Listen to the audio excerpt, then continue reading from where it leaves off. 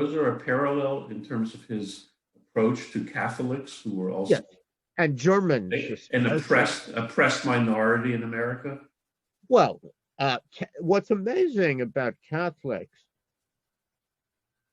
in the 1850s, there was a huge amount of anti-Catholicism and actually an anti-Catholic party known as the Know Nothing Party. Lincoln is not part of it. A lot of other politicians did, for a time, join.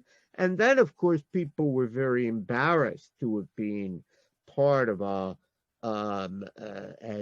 party dedicated to religious hatred and bigotry. But Lincoln never did. And there are some really astonishingly quotes from Lincoln about how he does not see that as the American way.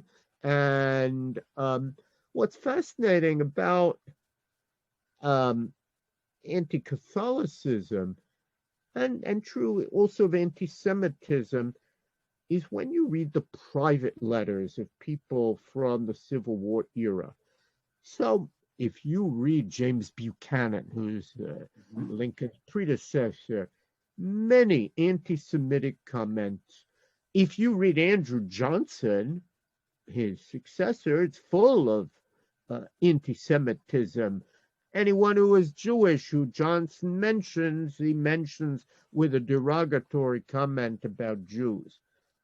You don't find that in Lincoln. What's amazing in Lincoln is that the private Lincoln is as impressive as the public Lincoln.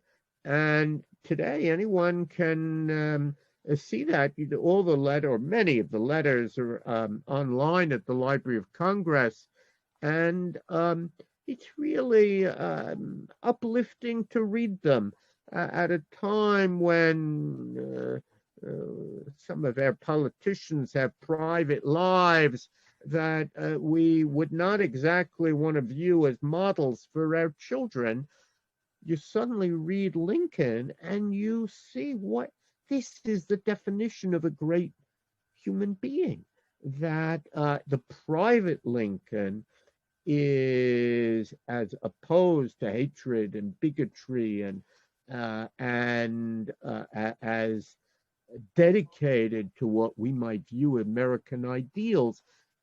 The private Lincoln upholds them in the same way that the public Lincoln does.